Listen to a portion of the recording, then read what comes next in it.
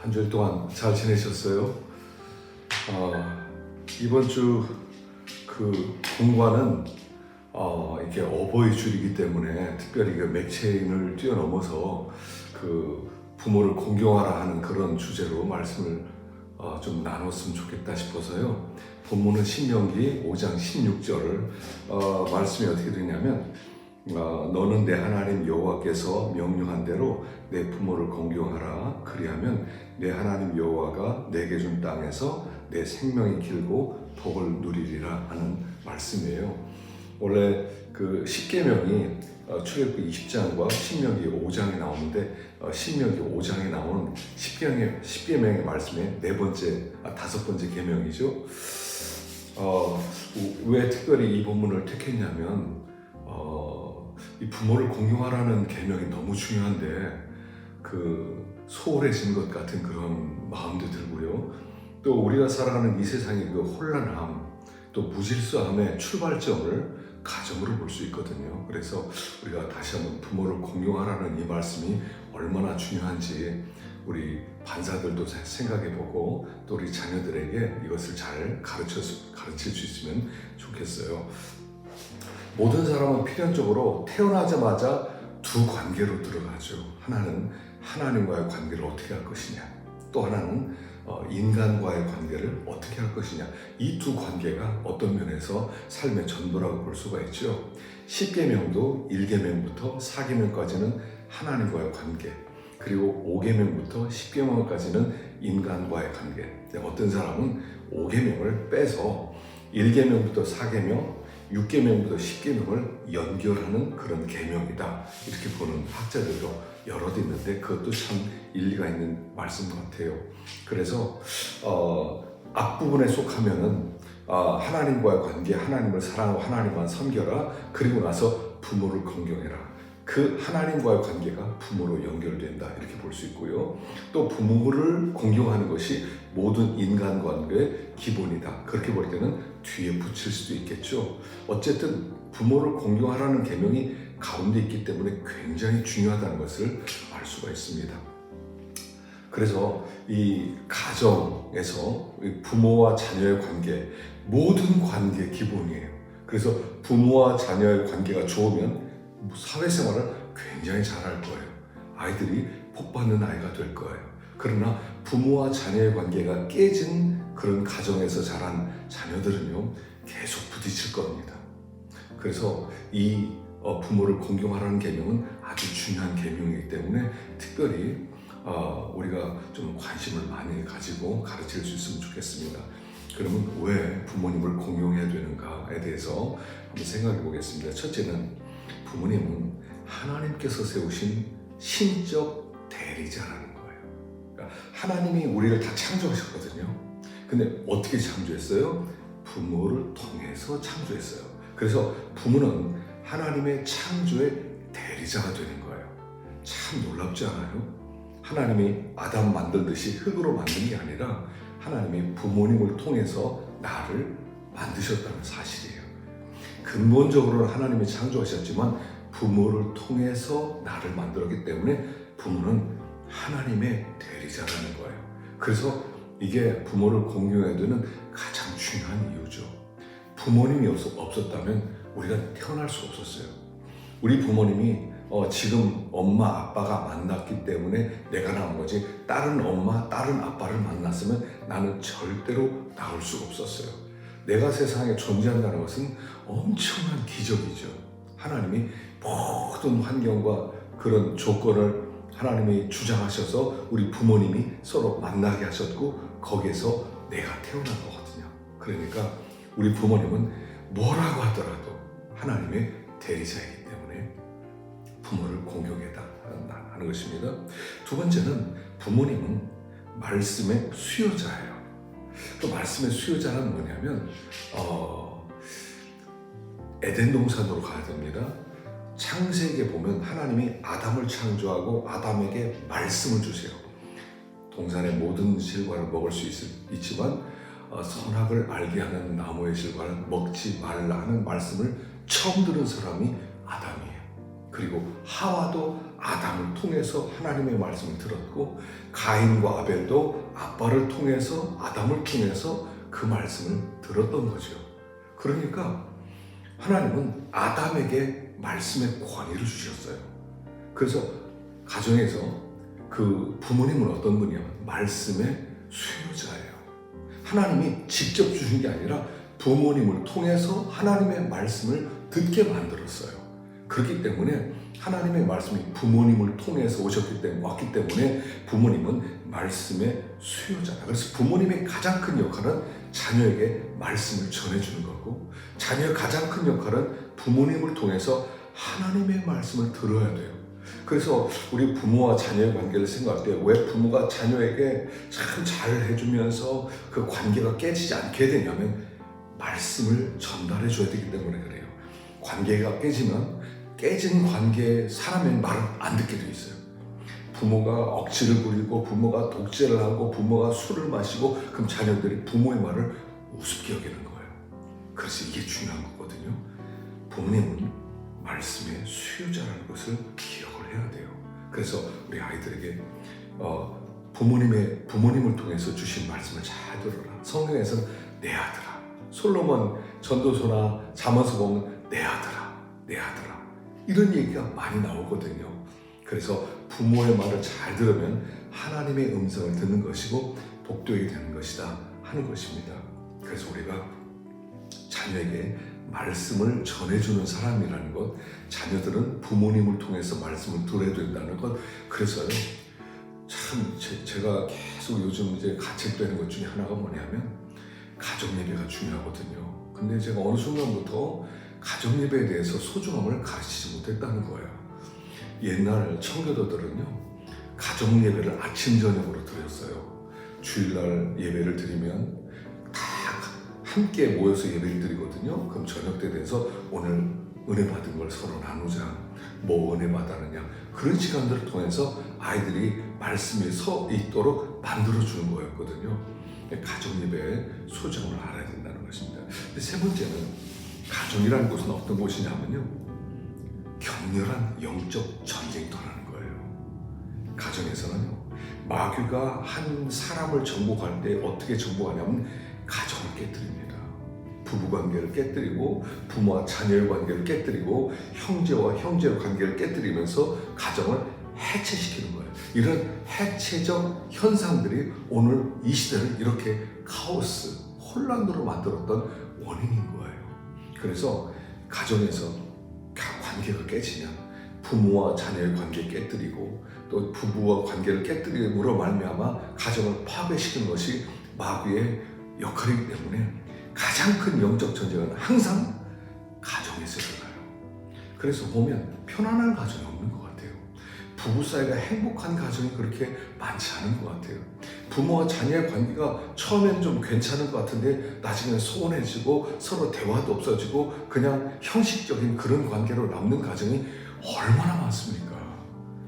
가정은 격렬한 영적 전쟁터고 마귀는 항상 가정부터 치고 들어와요. 그래서 우리가 가정을 지켜야 되거든요.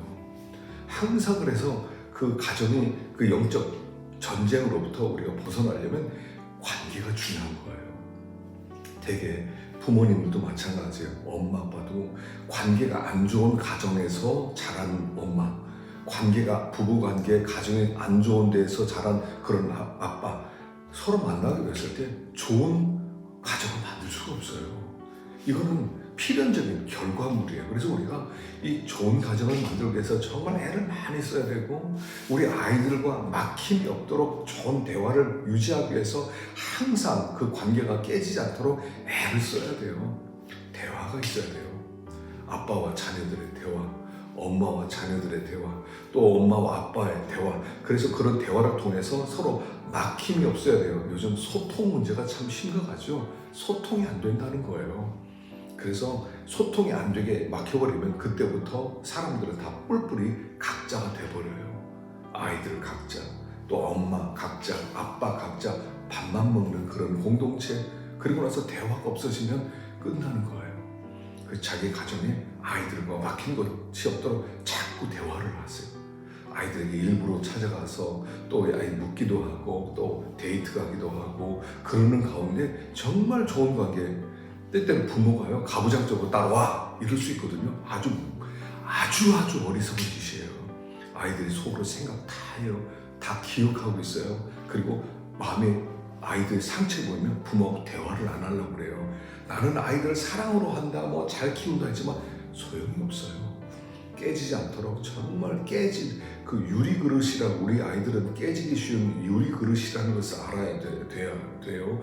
그래야만 깨지지 않을 수가 있고, 이런 영적 싸움에서 정말 아이들이 기쁨으로 은혜 가운데 자랄 수 있다는 것입니다.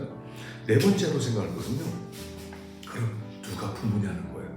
누가 부모? 나를 만드신, 나를 태어나게 한 엄마 아빠만 부모다. 그런데 웨스트민스터 소유문답에는 대유리문답에 이렇게 나와요. 웨스트민스터 대유리문답 123원에서 부모는 누구를 뜻하는가? 이렇게 답이 나와 있어요. 부모는 혈육의 부모뿐 아니라 연령, 은사의 모든 윗사람과 특별히 하나님 규례에 의하여 가정, 교회, 국가를 막론하고 우리 위에 있는 권위의 자리에 있는 자를 뜻한다. 그랬어요. 125문에는요.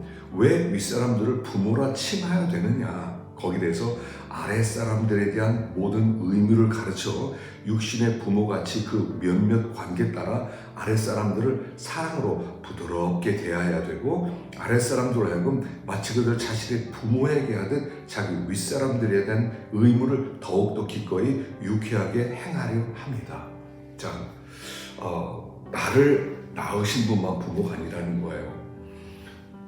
하나님이 권위를 주신 분들, 나라에는 위정자가 있어요. 여러분, 대통령도 함부로 욕하지 마세요. 국회의원도 함부로 욕해서는 안 돼요. 뭐 도지사나 이런 정치에 있는 사람들을 함부로 대하지 말라는 거예요. 다 요즘 SNS가 발달돼 가지고 그들의 그 문제라든가 그들의 잘못한 그런 것들을 나오면 막 욕을 하는데, 믿는 사람은 어른으로, 부모로 대하라는 거예요. 학교에서도요, 아이들을 또 부모, 선생님을 대할 때 그렇게 아이들처럼, 안 믿는 아이들처럼 대하지 말고 잘 대하라는 거예요.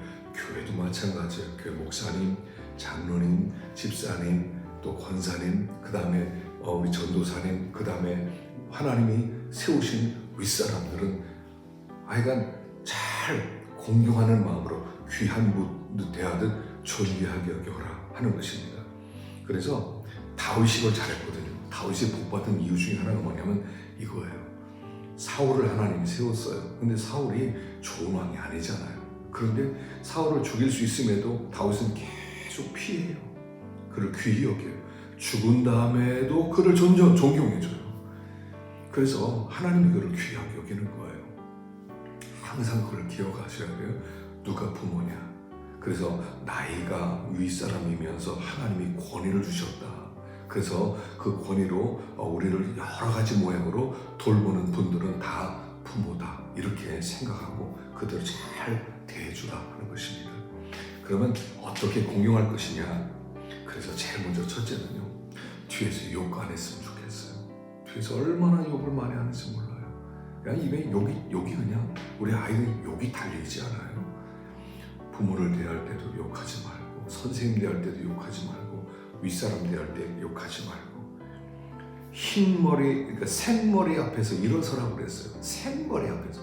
흰머리를 가진 사람 앞에서 함부로 그냥 뭐 너는 너 나는 다 이런 게 아니라 공경하는 마음으로 일어서서 여기 앉으시죠 하는 그런 마음으로 대하라는 거죠.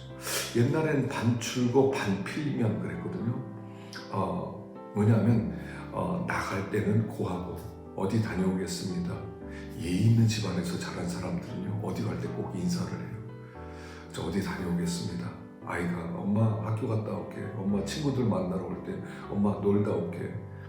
이게 아이들에게 있어야 돼요. 또 돌아오면 얼굴 들이밀고 얼굴 밀고 얼굴 보여주고 저 다녀왔어요. 그게 공유하는 방법 중에 하나죠. 그래서 윗사람에게 알리라는 것, 그 말은 뭐냐면 걱정 끼치지 않게 해라 하는 뜻입니다. 그래서 윗사람이 걱정하지 않도록 그분들을 따뜻하게 말로 대하고, 뒤에서 욕하지 말고, 그리고 나서 말대꾸하지 말고, 반항하지 말고, 그래서 딱 사람을 보면, 윗사람 대하는 걸 보면 과연 이 아이가 성공할 아이인가 성공하지 못할 아이가 딱 나와요.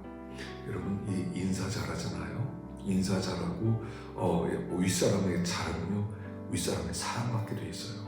하여간 윗사람의 사랑받아야 길이 열리는 거예요.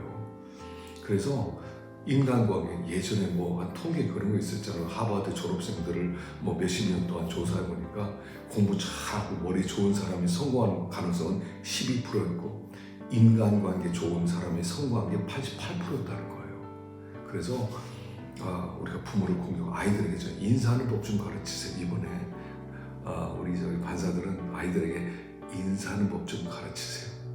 북한에서 온 사람이 우리나라 사람을 보니까 인사하는 걸 보고 배웠대요. 북한에서는 그냥 고개만 끄덕한대요. 근데 여기 오니까 배꼽 인사하더라고.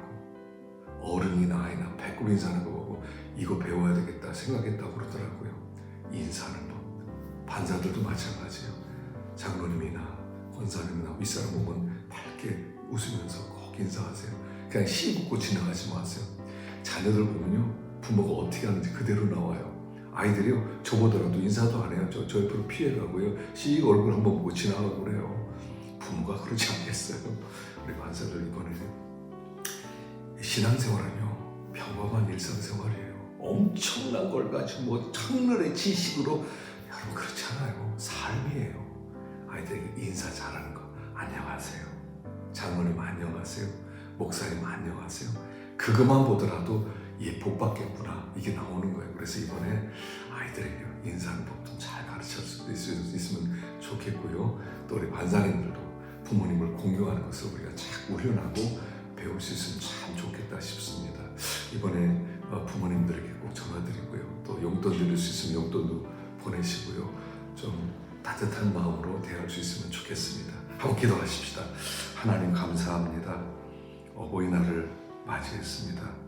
주님, 부모를 공경하라고 그랬는데 주님, 저희 교회가 부모님을 공경하는 교회가 되게 하시고 자녀들이 부모님 공경하고 또 우리 부모들도 자녀들을 사랑하고, 그래서 이 마귀 역사를 이기고 정말 천국 같은 가정 이루고 또 천국 같은 공동체를 이룰 수 있도록 축복해 주시옵소서. 병든 가정 치료하여 주시고 항상 성령께서 임재하여 주시옵소서. 예수님의 이름으로 기도하옵나이다. 아멘. 수고하셨습니다.